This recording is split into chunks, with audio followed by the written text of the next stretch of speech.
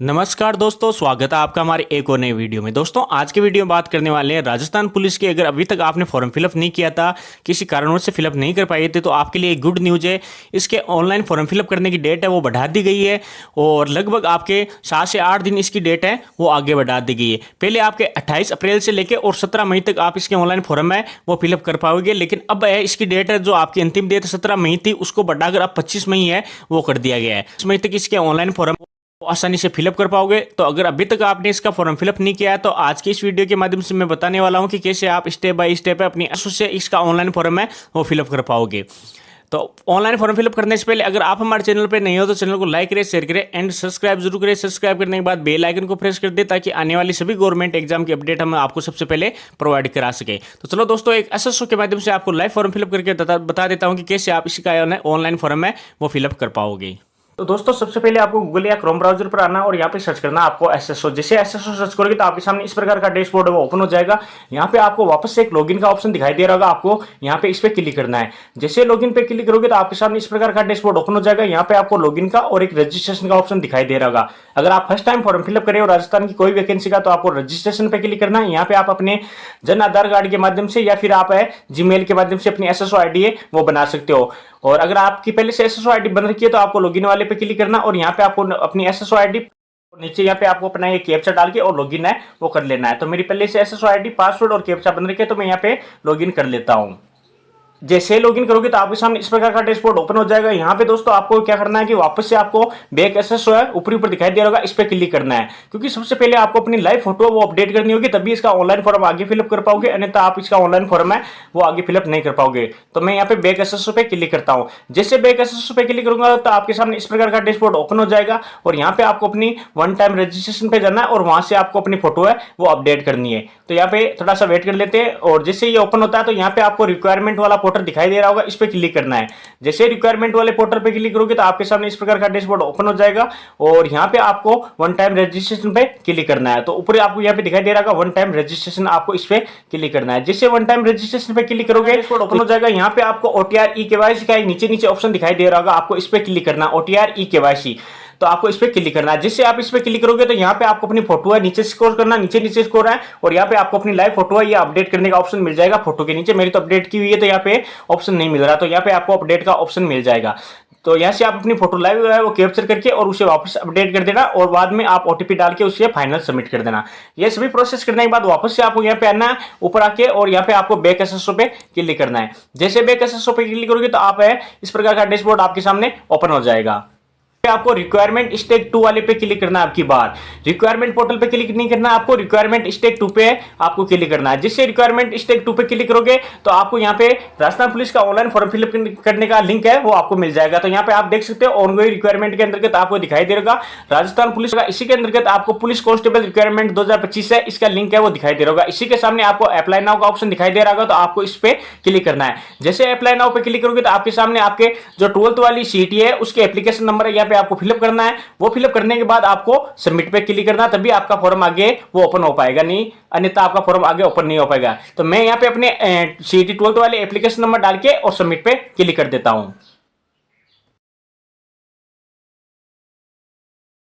Application number डालने के बाद जिससे मैं सबमिट पे क्लिक करता हूं तो अगर मेरी सीटी पास है तभी ये आगे का फॉर्म है या प्रोसेस है वो आगे बढ़ पाएगी। अगर सीटी पास नहीं है तो ये आगे की प्रोसेस है वो आपके ओपन नहीं हो पाएगी। सिलेक्ट करना है कि आप कांस्टेबल से फॉर्म अप्लाई करना चाहते हो या ड्राइवर से, जो भी आपके पास क्वालिफिकेशन है तो उसी पोस्ट से आप अपना फॉर्म है वो अप्लाई कर पाओगे। अगर आपके सीटी पास है तभी आपके ये आगे बढ़ पाएगा, अगर सीटी पास नहीं है तो ये आपका आगे का फॉर्म है वो ओपन नहीं होगा। तो यहाँ पे मैं constable general non TSP area select कर लेता हूँ, यहाँ से मैं फॉर्म अप्लाई करना चाहता हूँ। इस पे क्लिक करूंगा तो मेरे सामने अपना ओटीआर डेटा रिव्यू आ जाएगा। अगर ओटीआर डेटा रिव्यू में आपकी कोई प्रॉब्लम है तो आप अपडेट कर सकते हो, नहीं तो आप प्रोसेस पे क्लिक कर देना। जैसे प्रोसेस पे क्लिक करोगे तो यहाँ पे आपकी बेसिक डिटेल्स आ जाएगी, जैसे आवेदक का नाम हो गया, पिता का नाम हो गया, माता का नाम हो गया, आपका जेंडर हो गया, आपकी डेट ऑफ बर्थ हो गई, आपकी कैटेगरी हो गई, आपके मोबाइल नंबर हो गए। ये सभी डिटेल्स है आपको ओटीआर डेटा रिव्यू के माध्यम से ऑटोमेटिक यहाँ पे फिलअप मिलेंगे, क्योंकि आपने जो ओटीआर डेटा रिव्यू के माध्यम से जो डाटा फेच किया था वह सभी डिटेल्स यहाँ पे ऑटोमेटिक फिलअप हो जाएगी। उसके बाद में आ जाएगा कि आपका अप्लाई या आवेदन वो कौन से जिले से करना चाहते हो, या किस बटालियन से करना चाहते हो, या किस कमिश्नरेट से करना चाहते हो, तो ये वो यहाँ से आपको सेलेक्ट करना होगा। तो आपको यहाँ से सेलेक्ट कर लेना है। आपकी पोस्ट देखनी है कि किस जिले में ज्यादा पोस्ट है या किस बटालियन में आपकी ज्यादा पोस्ट है, आपकी कैटेगरी की ज्यादा पोस्ट है। तो आपको वो नोटिफिकेशन है वो डाउनलोड करना होगा। डाउनलोड करने के बाद आपको क्या करना है, उसके 2 या 3 पेज है वो लास्ट के उसके प्रिंट निकलवा लेने। ऐसे आपको पता नहीं चलेगा पीडीएफ से, तो आपको उसके प्रिंट निकलवा के और उसको ना आपको अपने पेन से एक मार्क कर लेना कि मेरी, जैसे मैं धौलपुर से फॉर्म अप्लाई करना चाहता हूं तो मैं किस कैटेगरी में आता हूं, जैसे ओबीसी में, तो ओबीसी के अंतर्गत आप पुरुषों की वहां पे कितनी सीटें हैं, तो आप वो मोबाइल में देखना थोड़ा सा कठिन काम है। तो आपको उसके 3 पेज है लास्ट के उसके प्रिंट आउट निकलवाने ना। प्रिंट आउट निकलवाने के बाद ही आप अपनी सीट का वो वहां से अप्लाई करना। तो यहां से आपको जो भी आप अप्लाई करना चाहते हो वो आप यहां से सिलेक्ट कर लेना, जहां पे आपकी अधिक पोस्ट है हो, या आपको लगता है कि मेरे को तो यहां से फॉर्म अप्लाई करना चाहिए, मेरे यहां पे सिलेक्शन होने की ज्यादा चांस है, तो वहीं से आपको फॉर्म में अप्लाई करना है।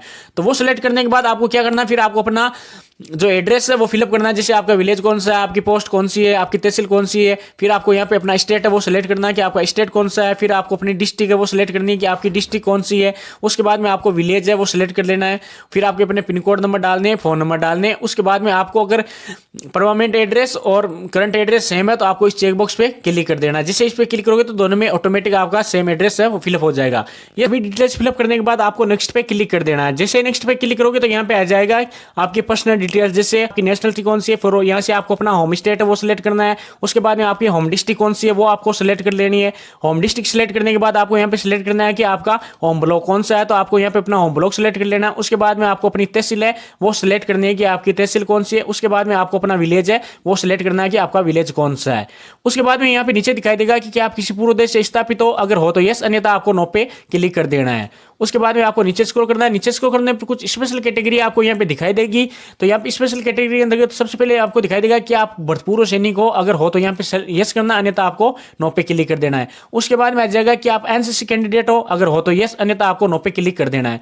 उसके बाद में आ जाएगा कि आप गृह रक्षा सेवा, मतलब कि आप होमगार्ड में सर्विस दे चुके हो राजस्थान के अंतर्गत, तो यस, अन्यथा आपको नो पे क्लिक कर देना है। उसके बाद में आपके नीचे आ जाएगा यहाँ पे अगर ये डिटेल्स है, अगर आप होमगार्ड में कभी आपने ड्यूटी की है तो यहाँ पे फिलअप करना है डिटेल्स, अन्यथा कोई जरूरी नहीं है। उसके बाद में आ जाएगा कि आप कोई मौजूदा सरकारी कर्मचारी विभाग में कोई इस तरह कर्मचारी हो तो अगर यहाँ पे यस करना, अन्यथा आपको यहाँ पे नो पे क्लिक कर देना है। उसके बाद में आपको नीचे स्क्रॉल करना है और यहाँ पे आ जाएगा कि आपके पास पुलिस से संबंधित विषय में डिग्री या डिप्लोमा है।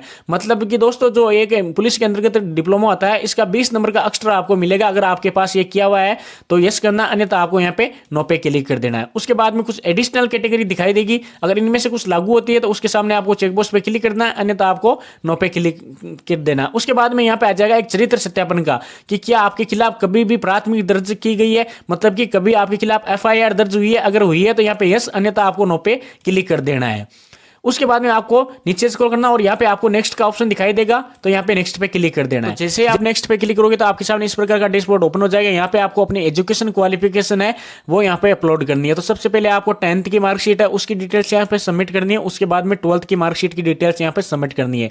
10th की मार्कशीट के अंतर्गत सबसे पहले आपको यहाँ पे अपना विषय समूह वो सिलेक्ट कर लेना। उसके बाद में नेम ऑफ बोर्ड है वो सिलेक्ट कर लेना, मतलब कि आपने किस बोर्ड से 10th पास की थी। उसके बाद में आपके रोल नंबर, उसके बाद में आपके परिणाम है वो परसेंटेज में जारी हुआ या ग्रेड में जारी हुआ वो सिलेक्ट कर लेना। उसके बाद में आपने किस ईयर है वो आपने 10th पास की थी वो सिलेक्ट कर लेना। उसके बाद में यहाँ पे आपने प्रतिशत है कितने प्रतिशत आपके आए वो यहाँ पे फिलअप कर देना है। बाद में आपको यहाँ पे 12th की मार्कशीट है उसकी डिटेल सबमिट करनी है। सबसे पहले आपको अपना विषय समूह सिलेक्ट कर लेना, मतलब कि आपने साइंस से की है या आर्ट्स से की है। उसके बाद में नेम ऑफ बोर्ड, मतलब आपने किस बोर्ड से है वो 12th की थी। उसके बाद में आपने रोल नंबर क्या है 12th के वो यहाँ पे फिलअप कर देना है। उसके बाद में परिणाम है वो परसेंटेज में जारी हुआ या ग्रेड में जारी हुआ वो सिलेक्ट कर लेना। उसके बाद में किस ईयर आया आपने 12th पास की थी वो यहाँ पे सिलेक्ट कर लेनी है।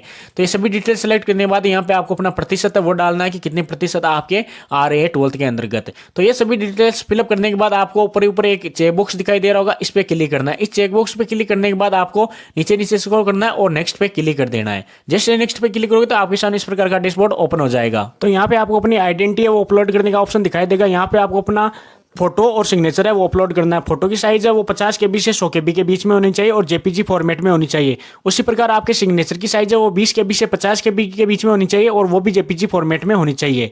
उसके बाद में आपके फोटो और सिग्नेचर अपलोड करने के बाद आपको यहाँ पे अपने शरीर का है वो आइडेंटिफिकेशन मार्क है वो अपलोड करना है। मतलब आपके शरीर पे जो भी निशान है, कोई तिल का या कोई कट्टे का या कोई जले का जो भी हो, वो आपको यहाँ पे फिलअप कर देना है। वो फिलअप करने के बाद आपको फिर है नेक्स्ट पे क्लिक कर देना है। तो फोटो और सिग्नेचर अपलोड करने के बाद जैसे नेक्स्ट पे क्लिक करोगे तो आपके सामने आपका एप्लीकेशन प्रीव्यू आ जाएगा। मतलब कि अभी तक आपने जो भी डिटेल्स फिलअप की थी उसका एज ए फॉर्म के रूप में जो भी फॉर्मेट बन के तैयार होकर आपके सामने आ जाएगा। अगर इसमें आपको कोई प्रॉब्लम लगती है तो आप अपडेट कर सकते हो। यहाँ पे नीचे नीचे आपको एक अपडेट का ऑप्शन दिखाई देगा, उसे अपडेट कर सकते हो। अगर आपके कोई क्वालिफिकेशन डिटेल्स में, अगर आपके नाम में, पिताजी का नाम में, आपके एड्रेस में, आपके मोबाइल नंबर में, आपकी ईमेल आईडी में अगर कोई भी प्रॉब्लम हो गई है तो आप वापस इसे अपडेट कर सकते हो। अगर कोई प्रॉब्लम नहीं है और आपका फॉर्म पूरा करेक्ट है तो आपको इस चेक बॉक्स पे क्लिक कर देना और इस चेक बॉक्स पे क्लिक करने के बाद आपको फाइनल सबमिट पे क्लिक कर देना है। जैसे फाइनल सबमिट पे क्लिक करोगे तो आपका फॉर्म है वो फाइनली सबमिट हो जाएगा और उसके बाद में आप इसमें कोई चेंजिंग नहीं कर सकते। तो अगर अभी भी आपके पास कोई प्रॉब्लम आपको लगती है तो यहां से फाइनल सबमिट करने से पहले पहले आप इसे अपडेट कर सकते हो। तो इस प्रकार आप जैसे फाइनल सबमिट पे क्लिक करोगे तो आपके सामने आपका एप्लीकेशन फॉर्म है वो सबमिट हो जाएगा और उसे आप वो है उसका प्रिंट आउट है वो डाउनलोड कर लेना। प्रिंट आउट डाउनलोड करके और उसे सही से सेव कर लेना क्योंकि वो आपके फिजिकल के टाइम में काम में आने वाला है। तो इस प्रकार आप अपना फॉर्म है वो आसानी से फिलअप कर पाओगे। तो दोस्तों जानकारी कैसी लगी? अगर अच्छी लगी हो तो वीडियो को लाइक करें, शेयर करें एंड सब्सक्राइब जरूर करें।